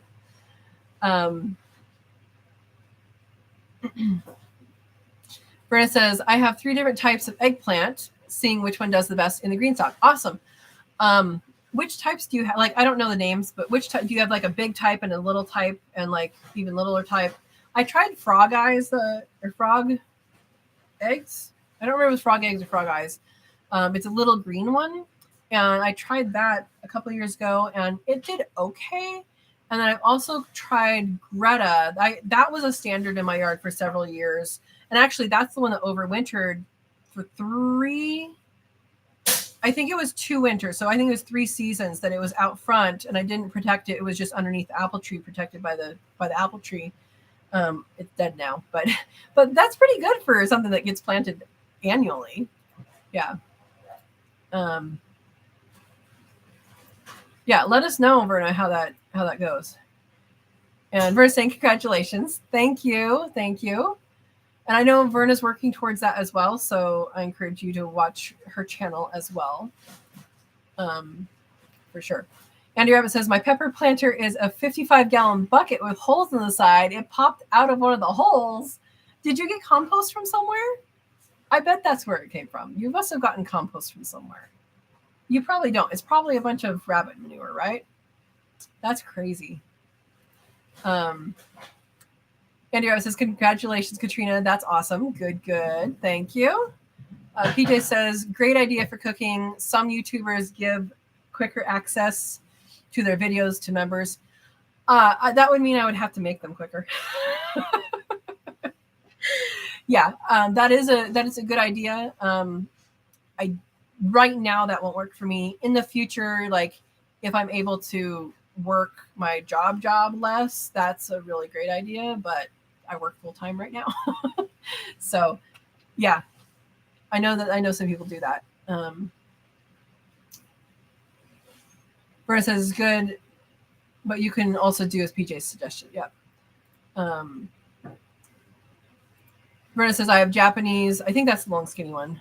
The white and the purple and small purple. Okay. Very cool. Steve says daily shorts to member, videos uploaded to members before being released to public. The cooking sounds fun, especially a live cook together. Yeah, I thought it sounds like fun. So that is that's good. Yeah, daily shorts to member. Yeah, that's a good idea. I don't know, daily is a lot. But maybe. Glowy says, tired of giving the quail cold cherries, grapes, peaches, bananas, celery tops, squash leaves, and bread. They don't like any of those. They don't like any? What? What's wrong with your quail? Not tired of. You said tried. Did you offer them more than once? And maybe if they're not cold. Sometimes temperature is a thing. Like you'd think that if it's hot out, they'd want something cold, but it might just be weird to them. Oh, try it. Sometimes it doesn't work sometimes it doesn't work the first time you introduce it to them because they're like, what's that thing? I don't know what that is. And so they don't know what it is and they don't eat it. Once they figure out what it is and they eat it, they're like, oh, this is really good. So sometimes you have to do a couple different introductions. Yeah. Verna says, I need 1,500 watch hours. All right. That is good to know. Watch. Chloe says they did like lettuce and they love purslane and watermelon. Going to try apples, cucumbers, cantaloupe next. Awesome. Yeah, as far as lettuce, just stay away from iceberg. I don't remember exactly what's in it, but it has things in it that's not great for a lot of animals. Yeah, I figured, Andy. My rabbits is the only compost I use. I checked myself after I said that. They go crazy over cucumbers, Verna says. Yeah, mine, they don't go crazy over cucumbers, but they do enjoy them. They go crazy over, what do they go crazy over? They like their peaches. And they love the greens. All the greens, any green. Doesn't matter. I don't think it matters what green, but they love the greens.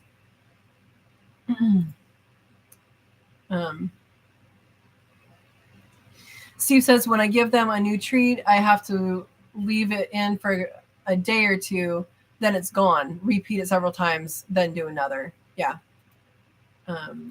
Gloria says, yes, good idea regarding the live cooking thing. And congrats, by the way. Thank you. You should not give them bread, Berta says. I know ducks shouldn't have bread. Do quail also get sauerkraut from that? I don't give my bread, so I don't know. Chickens get bread every once in a while. Not from me, but when Manuel has, moldy crust, they get to snack on part of it. Britta says, mine love refrigerated cucumbers when it's hot outside. Awesome. Sue says, mine ran from cucumbers a couple days before they got interested. Now they attack it when it goes in. Cool. Very cool.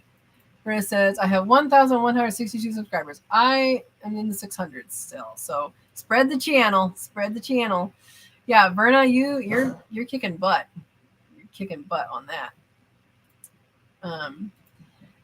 Chloe says, yes, I tried it multiple times and both room temperature and cold. Interesting. I don't know. We need to culture those guys. Marissa says they could get sauerkraut from bread. Okay. Yeah, I don't feed them bread, so that's not something I look at. Ed says, if you do the live cooking thing, put out the ingredients list in advance. Yes, that's what I'm talking about. Yeah. That way they can cook along. Yeah, so that's my idea, is to do a cook along. Maybe I put it out, a week in advance. And then also too, if people are interested in that and they're not already members, they can become members to watch that and to do that cooking lives. So that's what I'm thinking. Andy Rabbit says, Verna post a 10-minute video every day for a while to get the watch hours up. Yep. Yeah, you can talk a lot about your herbal knowledge too, Verna. She has a big herbal knowledge. Verna says, I was told shorts every day. Got to work on that. Yep. Shorts are fun. I don't do them on schedule. I do them when I see something. And maybe I should be more cognizant about that. And I don't, like, a lot of times you see people's shorts and they look very well put together. And I just go and I record and then I stop. And then, it's done. Or I record and I stop and then I do the next thing, record, stop. I just do it on the phone itself. There is a way to splice it together on the computer as well, but I haven't done that.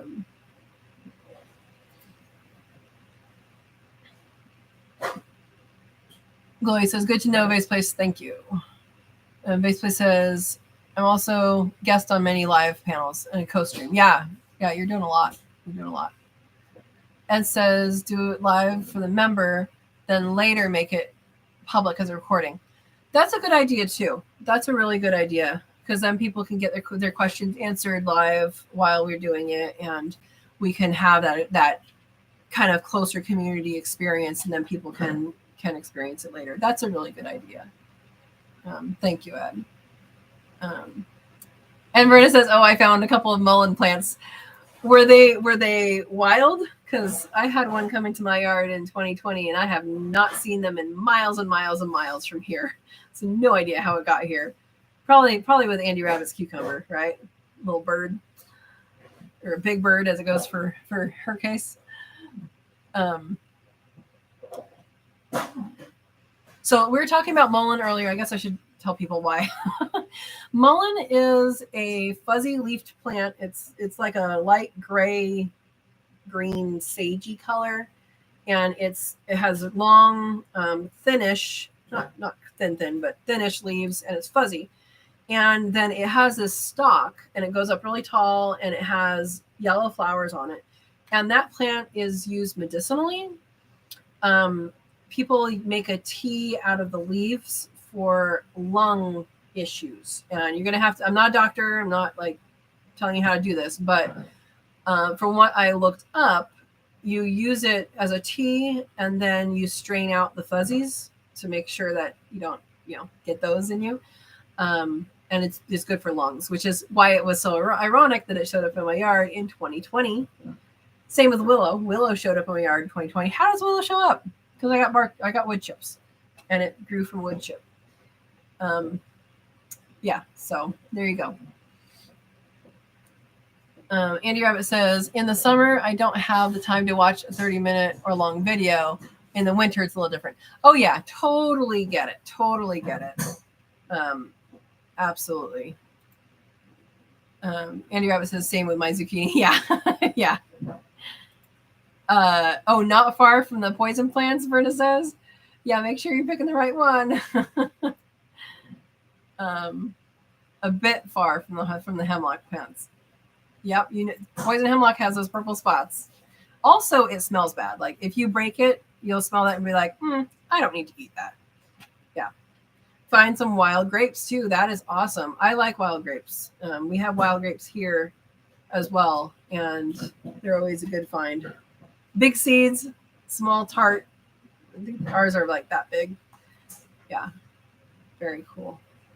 Very cool. All right.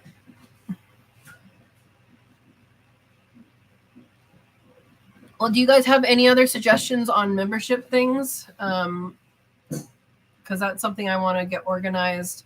Obviously, it's not happening this week because my computer's going to be turned into Best Buy.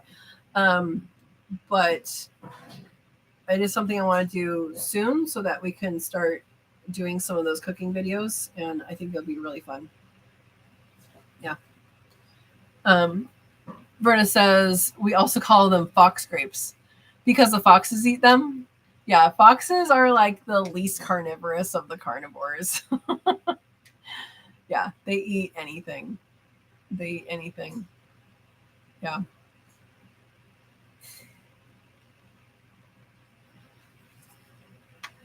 Well, do you guys have other topics of discussion? We talked about fireworks today. We talked about fly predators. If you missed that, here's what I got. You can scan that, I think, unless it's backwards. It might be backwards, but you can scan that, and these are little wasps, and they attack flies, fly larvae, and fly. I think it's the fly pupa, but yeah, they're fun. I'm hoping they're fun, and I'll let you know how they go. Yeah. Verna says, yeah, members get first view cooking videos and all can be released a week later. Yeah, I think that's a great idea. For the public. Andy says, I have a morning glory that has showed up again. I thought I had them all gone. Ain't seen them in 2 years now, but nope, one is here again. Yes. So we have 2 plants here that are called morning glory. One of them is actually bindweed, which is really, really hard to get rid of. I almost got rid of it, I think, and then I think it comes back. And that's the little tiny white flower. Sometimes it's pinkish. And then my neighbor has a really pretty purple one. It's the one that everybody knows is morning glory. But it invades, and I have not been keeping up on it. I'll probably do a video at some point removing it, but it is it does have like a milky sap, so that is irritating to the skin. So if you're working on removing that, make sure you have gloves and long sleeves, and that is something that is it can get pretty nasty and people can react to it. It's not like poison oak, it's not that bad, or poison ivy, it's not that bad, but it does have an effect. So keep that in mind if you're tearing it out. Verna says, oh, Katrina, one of the yarrow was a white yarrow. Yeah, see, all of those came from a hot pink yarrow, and it all is just genetically different now. She says the white one that is tiny is chickenweed. Oh, we're talking about the bindweed. A wild version of chickpeas. I think we're talking about different things, but yeah, there's other things. Andy Red says, please do a video removing it for good. Yeah. Let me know when that happens. The bindweed, all I've done is I've used, honestly, I go down, it's in the wood chips in the front on this side. It's like, I don't know how it got there. It got there and it's there. But I go down, it's in the wood chips. I go down as far as I can, find it, and I get to it and I cut it off, and I do put some poison on it. I use the brush. I don't even know if it's the right one. I don't even know if it's the right poison. It's just what I have. I have a brush killer thing from when I had the liquid amber trees out in front, and I painted it on that. And so I don't spray. If I'm targeting something, I treat that plant so it has the least effect out there. But that's what I did, and I just kept on top of it, and there's still some out there. But yeah, I have heard, I have not tested this, I have heard if you put a super, super deep layer of wood chips, that will kill it. And I don't know how deep it is, but I've heard from people in orchards that is something that's done. Don't take my advice. Look it up and see if that's a thing. It's just something that I've heard. Yeah. Verna says, it is the vine that looks like tiny morning glories. They are white.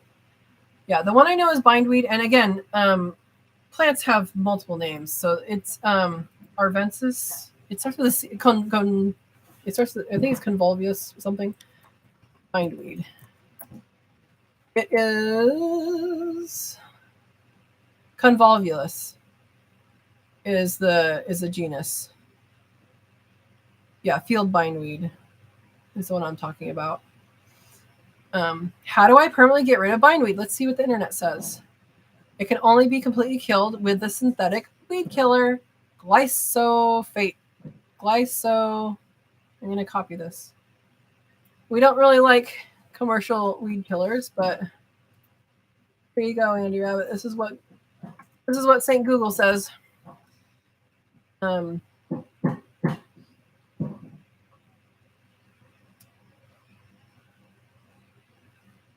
All right, let's see.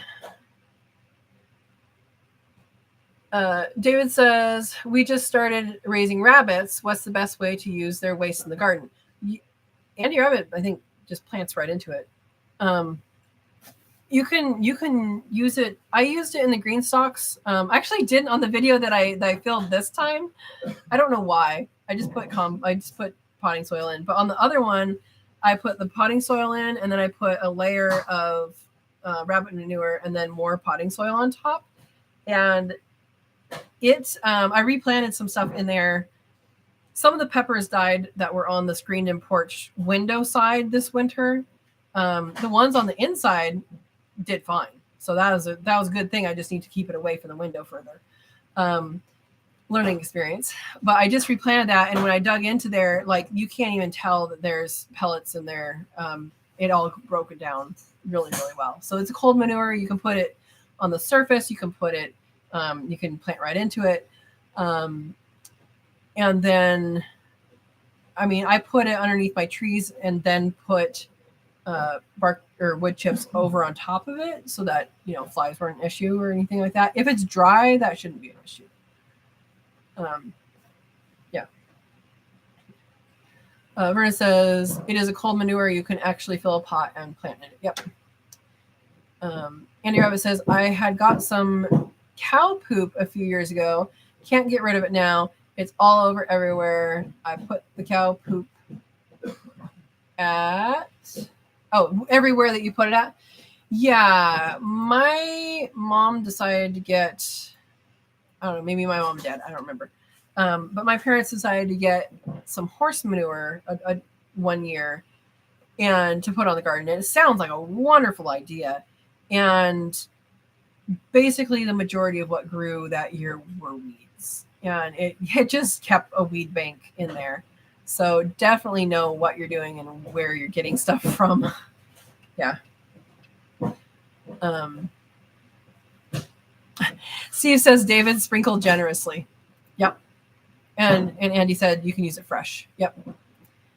So there's hot manure and cold manure. Hot manure is what your birds make. Cold manure is what rabbits, goats, and llamas, and alpaca, and cuy, anything else like that, sheep, make is cold manure. Hot manure needs to be composted down before it goes on your plants, or else it can burn them. That just means it looks like it's burnt, and it does some harm. It gives them too much love. And cold manure can be put directly there, and they don't have any negative effects. Vernon says, depends on the area too, what the common name is. Exactly. And especially if you're looking at, any plant, but especially if you're looking at medicinal plants or like mushrooms or anything like that, make sure you go by scientific name. Yeah. David says, Andy Rabbit, can you use too much of it? Andy says, David, if there is rabbit food in the poop and the feed pellets is hot, rabbit poop is not hot. Okay. So she's talking about, the rabbit food, the rabbit pellet is going to be a hot, it's going to have nitrogen is what she's saying. And so that part is hotter, but when you have it with the rabbit poop, it's fine. And I don't think it would hurt to put the rabbit food out there. I mean, most of it's alfalfa anyway. Yeah. And Verna says, I don't think so. Yeah, if you plant directly into it, I don't think you can use too much. So you have to pick the food pellets out of the poop? No. There's not going to be that much in with them. I mean, sometimes you get a rabbit that likes to dig stuff out of their feed stuff, which is annoying. But yeah. Andy Rose says, no, not too much. But if putting on plants, put it around the plants.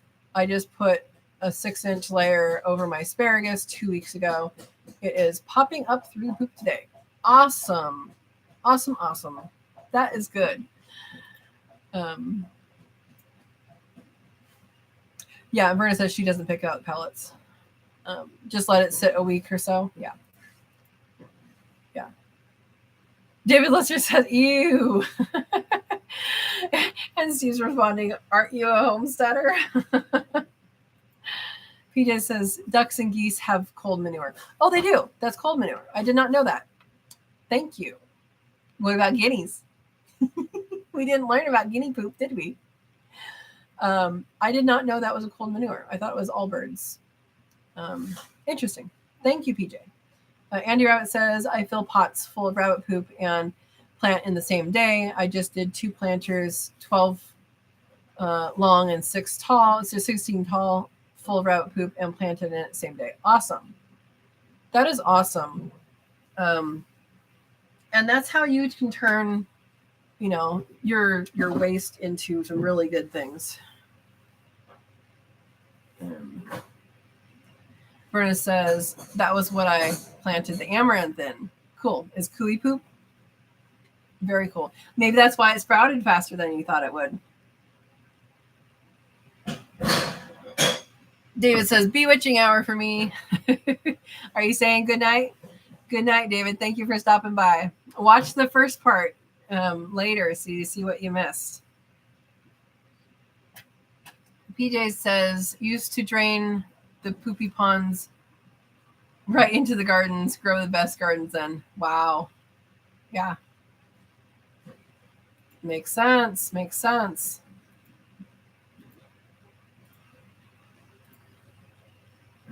Everybody's saying good night to David.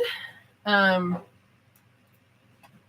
anybody have anything pressing they want to talk about? And I think we might be calling it a night. Thank you guys for coming and being involved and showing up and answering questions and all of that. I really appreciate you guys. And I appreciate you guys if you direct people to the channel and watch the videos. I'm getting closer to getting fully monetized, which that will help tremendously. And if you direct people to the Friends of Sow and Tare Facebook group, that is really appreciated because it is, the fan's going. The feather's moving. Ooh, the fan is going. And that will be appreciated. I think with that group, people will learn a lot of different things. And that's my aim, is to help educate Even if it's not coming from me, right? It's coming from everybody. Help educate everybody about all these self-sufficient things. So thank you guys.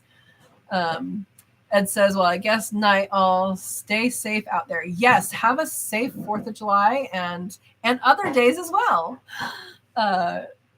Andrew Rose says, looks like it's dancing. Yeah, it is dancing. It's dancing just for you.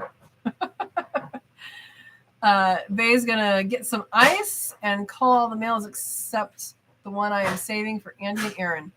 Well, I hope you're able to do that without pain or without added pain. There you go. Good luck. Sue says, enjoyed the community. If we don't gather before, we'll see you in 61 days. We'll gather before. We'll be here. Thank you, Steve. Diana says, thank you. You're welcome. Thank you for showing up and having fun. Oh, Andy Wright says, Diana, did you get the phone number for the bee venom? I don't think it posted. You may have private message her, though. I don't think it posted. But Andy Rabbit, if you put it on the Facebook group, that the Friends of Sow and Tare Facebook group, that would be a good place to put that. And I can also, if you send it to me, I can also put it in the next live if you want. Verna says, oh, Katrina, you can do a shout out to your members during every live. Yes, shout outs are always fun. Shout outs are always fun. BJ says, have a great night. Awesome. Yeah, Andy, if you message me, I can put it in the Facebook group too, and I can I'll put it in the next live in the chat.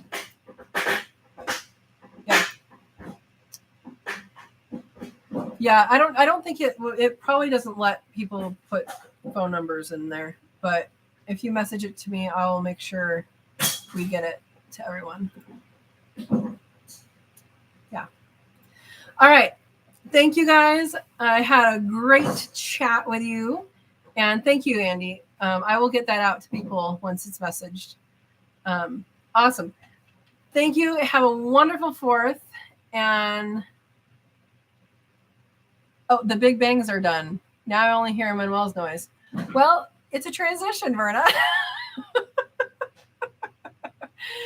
We're doing what Andy Rabbit said, getting you ready for all the stuff going on outside, right? Sorry. I hope that you sleep well, that Lucy sleeps well, that may you have exactly the right amount of fireworks, whether you want them or not. How about that? All right. Good night, guys. Thanks for coming.